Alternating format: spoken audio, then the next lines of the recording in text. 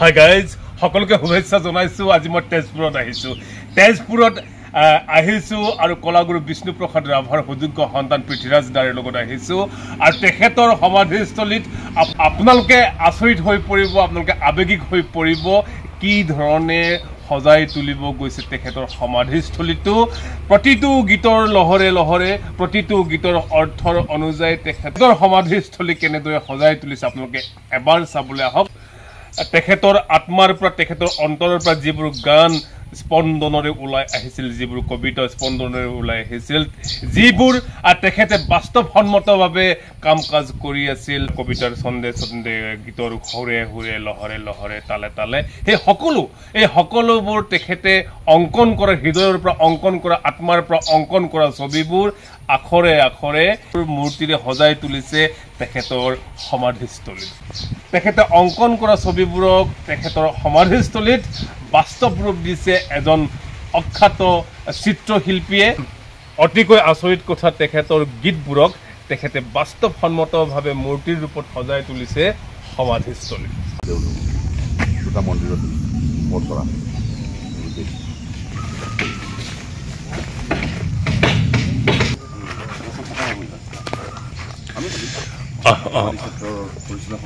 আচ্ছা আচ্ছা, ধুনীয়া। বিশ্বৰ ছন্দে ছন্দে গানৰ ওপৰত বিশ্বৰ ছন্দে ছন্দে।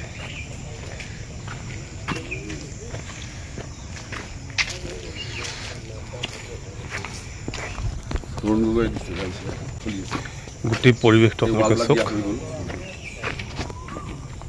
এইটো হ'ল বল বল বল, এইটো হ'ল অসমীয়া ডেকা দল, আজি তোৰ এই তেজাল বদন মলিন কি হ'ল গানটোৰ।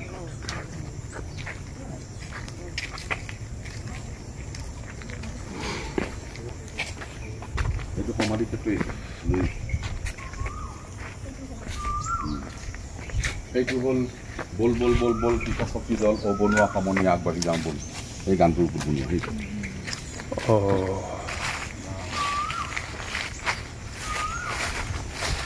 এয়া সমাধিস্থলী, এয়া সমাধিস্থলী।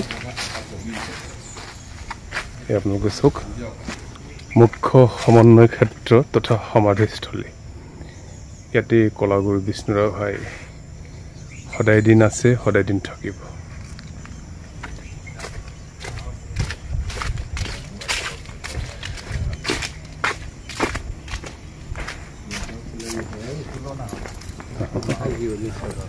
ৱাও, কি পৰিৱেশ ন? এইটো নাহৰ ফুলে নতুনকৈ বনাম এতিয়া। এইটো গান হ'ব বিলতে হালিছে ধুনীয়া পদুমি। এইটো আৰম্ভ হ'ব বনাম এতিয়া। এই শুনি আছে আণ্ডাৰ কনষ্ট্ৰাকশ্যন। আচ্ছা, এইটো জয়া নাই জয়া নাই। এই জয়া নাই জয়া নাই গানৰ আধাৰত বনোৱা এয়া প্ৰতীক।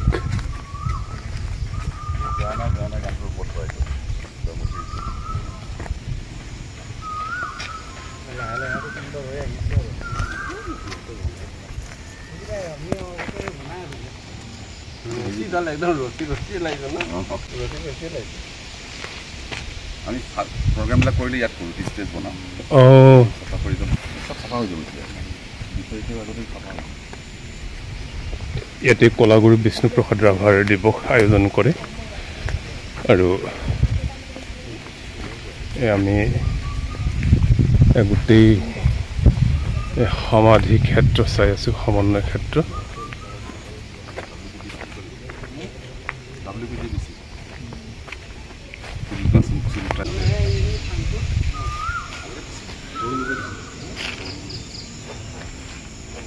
দেখা পাইছে এদিন নিশ্চয় আমি জনগোষ্ঠীয় সাংস্কৃতিক ঐক্য মঞ্চ এদিন কেন্দ্ৰীয়ভাৱে বিষ্ণু ৰাভা দিৱস আমি উদযাপন কৰিম। অনাগত দিনৰ প্ৰজন্মৰ অসমীয়া জাতিৰ ইতিহাস, অসমীয়া জাতিৰ পুৰুষ গণশিল্পী গণশিল্পী কলাগুৰু বিষ্ণুপ্ৰসাদ ৰাভাৰ সমাধিস্থলীলৈ আহিব আৰু নিশ্চয় আপোনালোকে দেখা পাব এই সমাধিস্থলীৰ বাউণ্ডাৰীত সকলো একোৱে পুতা গানৰ প্ৰতীক একোৱে পুতা অসমীয়া ঐতিহ্যৰ প্ৰতীক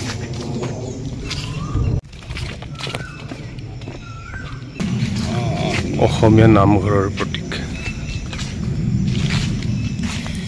বল বল বল কৃষক শক্তি দল বনোৱা সমনীয়া আগবাঢ়ি যাওঁ বল এয়া ছবি তথা এয়া অসমীয়াৰ গান অসমীয়াৰ প্ৰাণ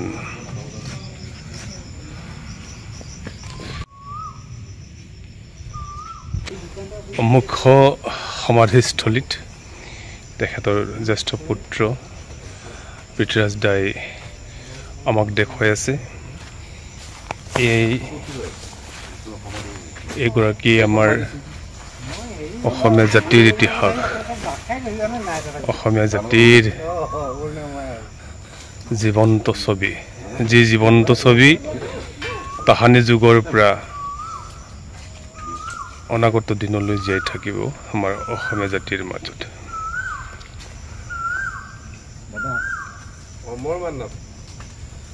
হয় হয় হয় হয় এটা জীৱন্ত ছবি আৰু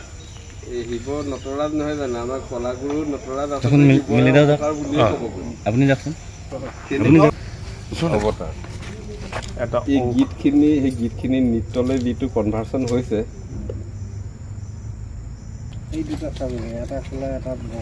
ৰাজ্যে আছে দুইটি কথা একটি কালো একটি সাদা ৰাজ্যেৰ যদি মঙ্গল চাও দুইটি কথা বলি দাও স্বাধীনতা আন্দোলন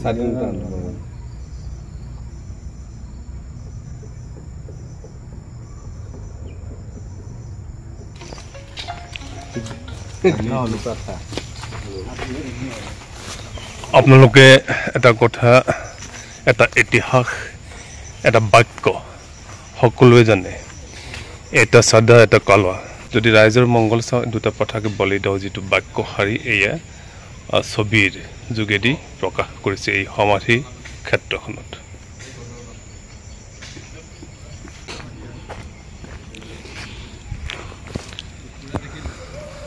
যিটো নৃত্য নাচি বিশ্বৰ ছন্দে ছন্দে নাচি কলাগুৰু উপাধি বিভূষিত হৈছিল সৰ্বপল্লী ৰাধাকৃষ্ণন দেৱে এই উপাধি দিছিল এই বিশ্বৰ ছন্দে ছন্দে নৃত্যৰ আধাৰত অকা প্ৰতিষ্ঠা কৰা এটা ছবি